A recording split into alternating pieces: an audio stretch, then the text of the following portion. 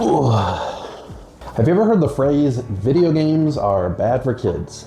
Well, I'm here to tell you that they're actually helping out my son in more ways than one, but today we're going to talk about one in particular. Now, my son, probably like a lot of kids his age, is not the biggest fan of school. I know I wasn't growing up, and to no surprise, he isn't either. This isn't to say that he does poorly or bad in school, but all kids kind of have, I feel like, their own personal struggles and things that they might struggle with more than some other kids and vice versa. And I know it's a big range and spectrum, but one thing in particular that I think, or I could see my son continually not being a big fan of, is English, grammar, writing.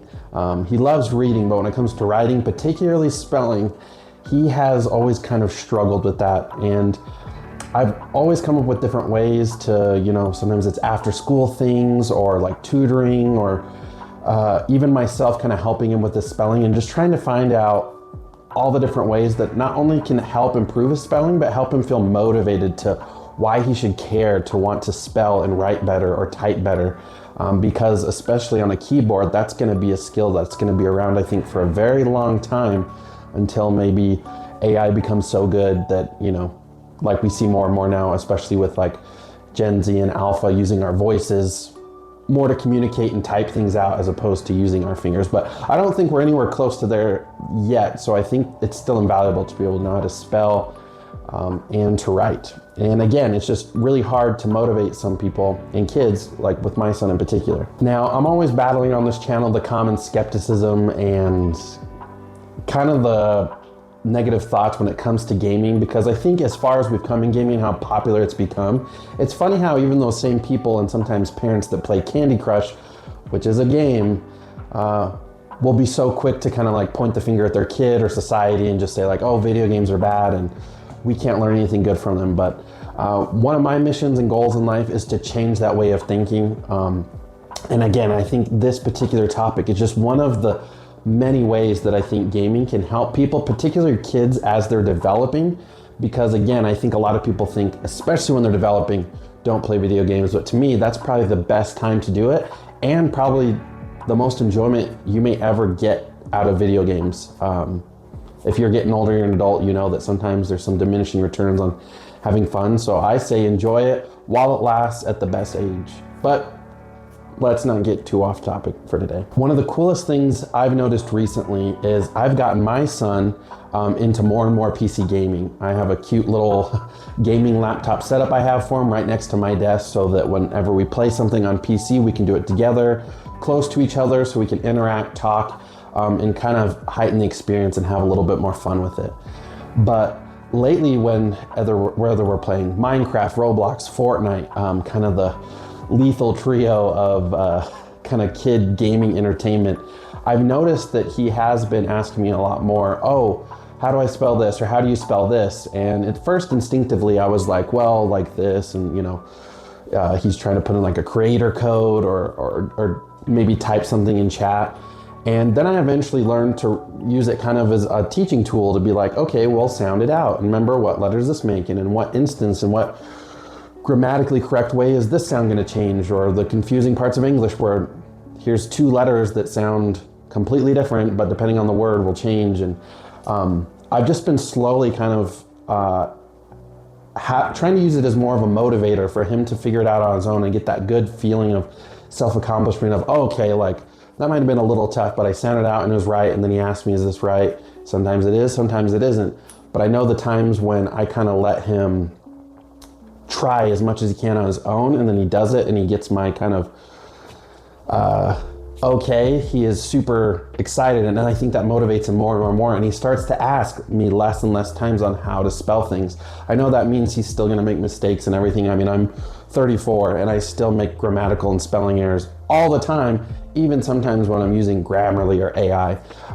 Nobody's perfect, but I think it was really cool just as another standout thing from gaming that I think even beyond playing like a typing gaming tool, because I had those as a kid growing up and they were kind of cool, especially in today's perspective. They're a little bit cringy and corny sometimes, and I think some kids see past that, especially when they've had an introduction into like real gaming and video games and whatnot.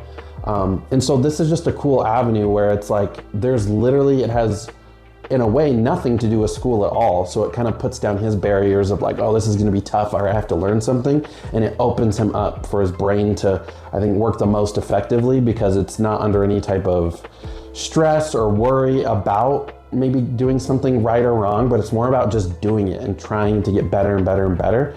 And again, it's all these kind of subconscious triggers, I think, for kids that if we as parents can utilize gaming as a tool to help them learn, I think it can be the most effective tool that is out there beyond any textbook, YouTube video, or again, even like maybe a typing game. Even though I'm not against those, I think those can probably still be fun. I haven't played one in years, and I'm sure he plays those in school.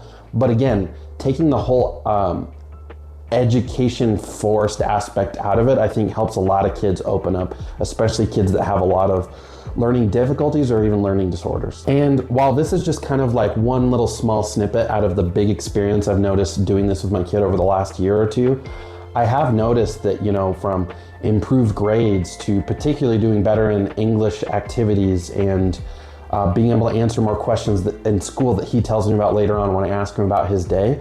I'm not saying that's the direct full result of just gaming. I mean, me as a parent and his mom are doing a lot too to facilitate him being able to learn as well as possible and help him with any problems he has. But there's been a direct effect of improvement in his own life and schooling, and he's, you know, finishing up the 3rd grade. So I mean, there's no pressure on him. He's got plenty of time to grow and to learn and adapt. You know, you got to keep your expectations realistic for a 3rd grader, but it's still cool to see that I think in a way even too, he's gone from kind of struggling to maybe being more advanced, where he's reading, writing, and doing things maybe at a 4th, 5th, 6th grade level.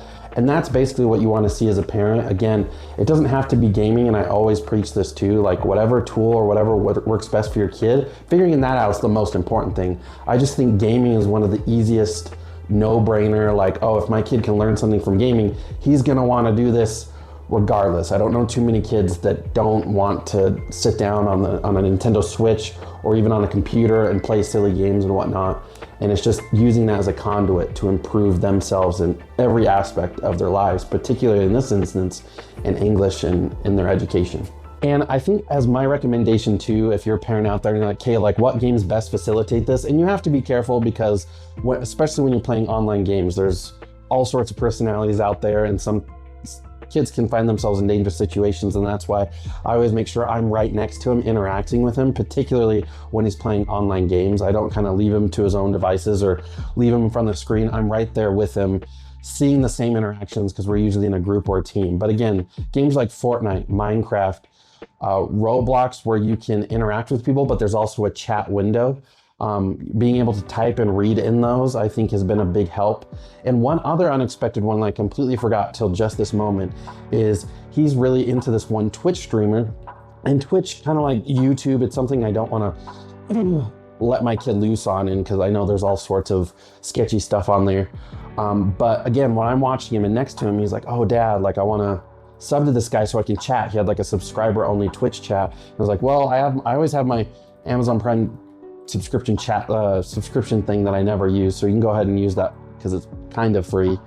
And we got him subscribed, and he, you know, for a good like 30 minutes was in that chat typing even more quickly than even when he was in the game, like trying to interact with the streamer, get his attention, reading what other people are saying and interacting with them. And luckily, I know this isn't always the case, but he's a pretty family-friendly streamer, and I think a lot of his audience is younger children.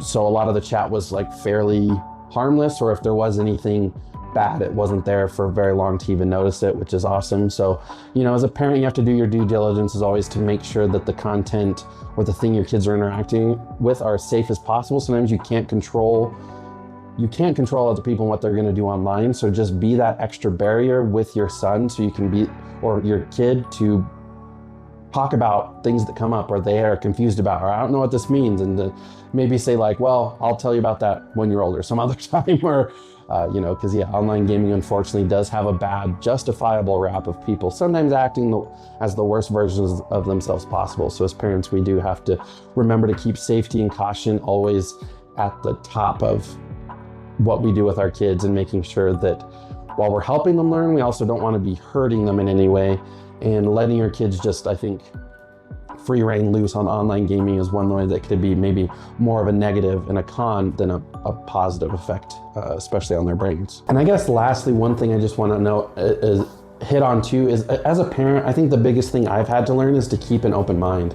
I think it's funny how as we grow up, we want to get away from our own parents, be these individual, unique people, and develop and be on our own and kind of have this like ultimate independence and, you know, maybe break the mold or be different or not try to fit ourselves in a box. But as parents, we're ultimately trying to do that for our kids because in our mind we know, oh, well, if I set up these rules, laws, and barriers, that's going to keep them safe and, you know, take them to adulthood and whatnot. But, you know, I think the biggest thing I've had to learn is just to keep an open mind. Keep an open mind about the things your kids are into and how things can impact their life both positively and negatively.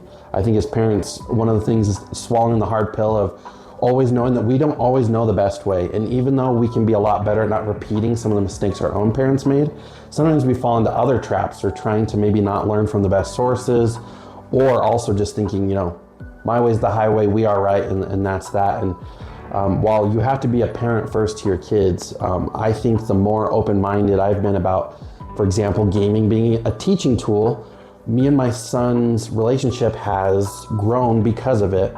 And there's a lot less contention or disrespectful things happening or occurring. And I think when you can take an interest of something that your kid is into, learn to be interested in it yourself, and then using it beyond what its simple maybe implementation is and taking it beyond to teach your kids things as like the ultimate like aha moment, like yes, like this is what being a parent is all about. Like it's so cool to not only teach your kids what to do, but to give them the tools and the education necessary to make choices and figure things out on their own. And there's nothing, no better feeling than when, you know, your kid comes to you and just like, hey dad, like I learned this and I did this and like all on my own. And those types of moments are things that, again, I think gaming can help facilitate if we use it wisely and of course always in moderation. Still get outside, go have fun, go camping, go enjoy the great outdoors and whatnot. Because as much of a gamer as I am, as I get older, I'm even more so an advocate of also getting outdoors and, you know, teaching your kids in outdoor environments that are really cool with animals and life and things just happening. But whatever situation you're in, whatever struggles you're having maybe with your own kids or struggles your kids are going through, just remember in all things, have an open mind, have open and honest communication.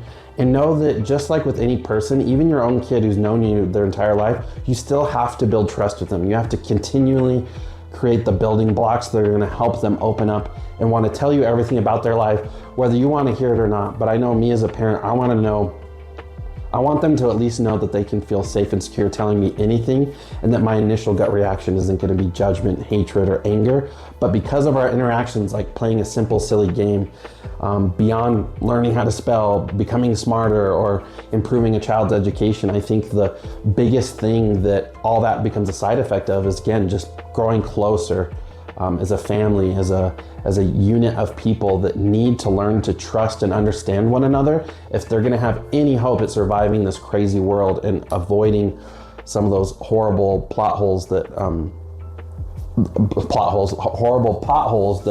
kids and families can fall into just because, you know, people are stubborn or too prideful or, you know, just lack that empathy and understanding of, unfortunately, sometimes their own children.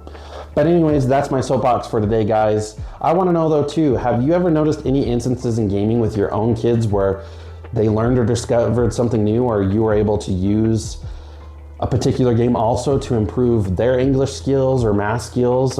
It's something I want to talk about a lot on this channel that I'll revisit all the time, but I'm curious to know your thoughts. As always, like, subscribe, and comment, and peace easy.